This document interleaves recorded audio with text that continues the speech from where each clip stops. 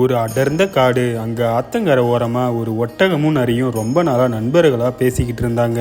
அப்ப அந்த நரி ஆத்துக்கு அந்த பக்கமா இருக்கிற கரும்பு தோட்டத்தை ஒட்டகத்திட்ட காமிச்சு, நண்பா, அந்த கரும்பை சாப்பிட்டா எவ்வளவு நல்லா இருக்கும் அப்படின்னு ஆசையை தூண்டுச்சு. ஆனா நரிக்கு நீச்சல் தெரியாதுல, அதனால அது ஒட்டகத்திட்ட கேட்டுட்டு தாவி அது முதுகு மேல ஏறி உக்காந்துக்குச்சு. ஒட்டகம் தன் நண்பனுக்காக நரிய முதுகு மேல சுமந்துக்கிட்டு அந்த ஆத்த நீந்தி ஓடிச்சு. ரெண்டு பேரும் ரொம்ப சந்தோஷமா போயிட்டு இருந்தாங்க.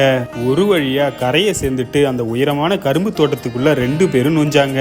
உள்ள போனது சும்மா இருப்பாங்களா, ரெண்டு பேரும் ஆசை தீர கரும்பை உடைச்சி ருசிச்சு சாப்பிட ஆரம்பிச்சாங்க. நரி சின்ன மிருகன்றதுனால அது வேக வேகமா சாப்பிட்டு சீக்கிரமாவே அதோட வயிறு நிரம்பிடுச்சு. ஆனா ஒட்டகம் பெரிய விலங்கு, அதனால அது ஒவ்வொரு கரும்பையும் நல்லா ரசிச்சு ருசிச்சு சாப்பிட்டு இருந்துச்சு.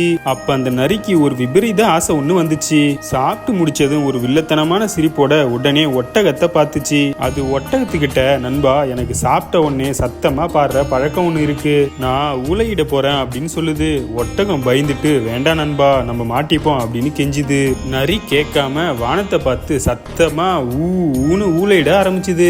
அந்த சத்தம் கேட்டதும் தோட்டத்துக்காரங்க கம்போட அடிக்க கோவமா ஓடி வந்தாங்க. தந்திரமான அந்த நரி உடனே அங்கிருந்த ஒரு புதருக்குள்ள ஓடி ஒளிஞ்சுக்கிச்சு. ஆனா பாவும் ஒட்டகம் பெருசா இருக்கிறதுனால அதால ஒளிய கூட முடியல. தோட்டத்துக்காரங்க கிட்ட தனியா அந்த ஒட்டகம் மாட்டிக்கிச்சு. பாவும் விவசாயிங்க நல்லா பிடிச்சி அந்த ஒட்டகத்தை அடி அடி நடிச்சிட்டாங்க. ஒட்டகம் வலி தாங்க முடியாம அழுதுச்சு. இத புதருக்குள்ள இருந்து ஒளிஞ்சு பார்த்துக்கிட்டு இருந்த நரி ஒட்டகத்தை காப்பாத்த வராம, ஆஹா நல்லா வேணும், ஒட்டகத்தை பார்த்து ஏளனமா சிரிச்சுக்கிட்டு இருந்துச்சு. கொஞ்ச நேரத்துக்கு அப்புறம் அடி வாங்கின ஒட்டகம் வலியோட நரிய மேல ஏத்திக்கிட்டு மறுபடியும் நரிய முதுகு மேல ஏத்திக்கிட்டு ஆத்த நோக்கி சோகமா நடந்துச்சு.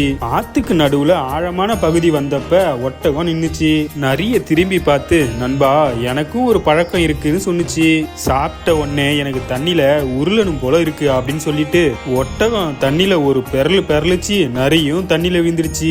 நரி தண்ணியில நீந்த முடியாம தத்திளிச்சுக்கிட்டு இருந்துச்சு.